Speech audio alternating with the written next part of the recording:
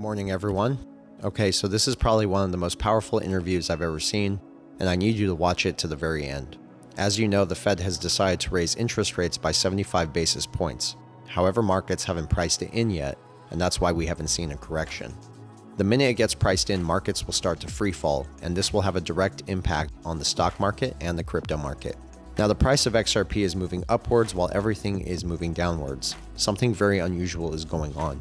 My question is, are we beginning to see the real utility of the digital asset XRP, or may we see a correction here too? And if not, that means the decoupling of XRP from Bitcoin has already begun. But we'll just have to wait and see. There are two ways this may play out in the short term. First, once the market prices in the interest rate hike, we will see a correction in everything, including XRP, which will give you one last opportunity to get in and load up. And if we don't see a correction in XRP, that means utility has already begun. And the reason I say this is because we have to take into account that the global liquidity crisis, which the IMF publicly announced a few days ago, this liquidity crisis is already taking form and economies all around the world are starting to collapse one by one, and it's not being covered on mainstream news. I want you to listen very closely. Everything that is described in this interview is exactly with what we're seeing today. So we may be very close to this global financial freeze that we've been warned about. I want you to keep an open mind. Just because the news is old, it doesn't mean it's not important. In fact, this interview is far more relevant today than it was back then. And I'm talking about this network of elites using the crises for cover. At the appointed hour, they'll launch their attacks, and the financial system will go dark worldwide. Trillions will vanish instantly, and in many cases, permanently. And hundreds of millions of Americans will be cut off from their own money for months or even years. Now, this sounds like the biggest confiscation of wealth in history, there's no doubt. So, Jim, let me ask you, could you please share with our viewers where this threat is coming from and how to prepare? Let's start with some background and context, because I know this must sound hard for some viewers to believe. I was having dinner with a friend not long ago in New York City. We met at a place called Aljarrah, which is in Midtown. My dinner companion that night was a senior advisor to BlackRock. As you may know, BlackRock is now the largest asset manager on the planet. It directly manages $5 trillion in assets, and it oversees another $11 trillion through its Aladdin platform. That means one firm controls more money than the GDPs of China, Russia, and Japan combined. Anyway, my dinner companion happens to work directly for BlackRock's CEO. As we nursed our white wine and the evening wore on, she let something slip. If I remember her words, she said something like, "They want to tell us we can't sell." What was she talking about? Who was she talking about? I placed a few calls, first to my contacts in Washington, then to a few people on Wall Street. Soon I was on a plane for a series of meetings to London, to Geneva, back to New York, then down to South America. As I began connecting the dots, a pattern emerged. It revealed a network of more than 189 individuals positioned inside the world's major financial institutions.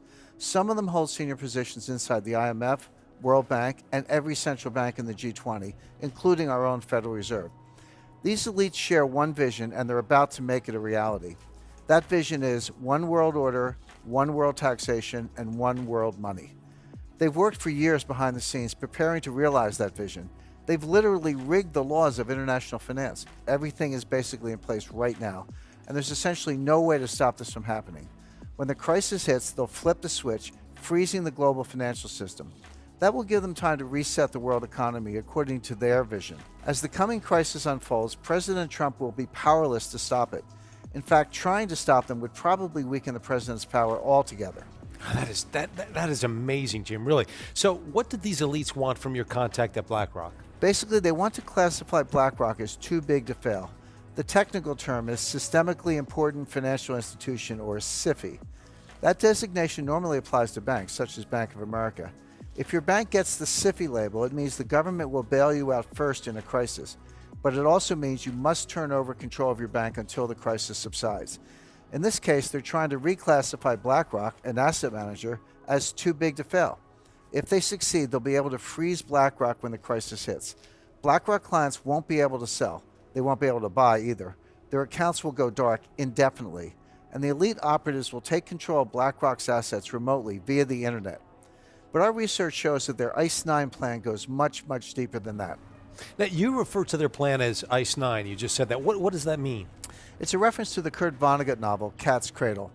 In the book, a mad scientist creates a new form of water molecule called ice-9. When it comes in contact with other water molecules, it freezes them at room temperature. One drop of ice-9 can freeze the whole ocean. And that's what these elite operatives are about to do to the world economy. Now, can you share with our viewers exactly who these operatives are and what their ultimate goal might be? Like I said, John, more than 189 elite agents have slowly wormed their way into leadership positions across the board. They now sit at or near the head of the IMF, the World Bank, and even our own Federal Reserve. They also control much of what happens at the central banks of China, Russia, India, Brazil, Canada, and Europe. As you know, these institutions form a kind of global superstructure. It forms a kind of snare net encircling all nations. Their leaders aren't democratically elected. They're not accountable to you and me. They're beyond the reach of government and citizens, and yet they hold the fate of the global financial system in their hands. To get a sense of how they operate, imagine an array of floating spheres. One sphere is labeled IMF. One is labeled Fed. One is labeled Bilderberg. One is labeled Wall Street. One is labeled central banks. One is labeled intelligence agencies. One is labeled media, and so on. The elites inhabit all of these spheres, and together the network forms a kind of 3D Venn diagram. As I see it, regardless of what sphere they inhabit, the elites all share the same vision: one world order, one world taxation, and one world money.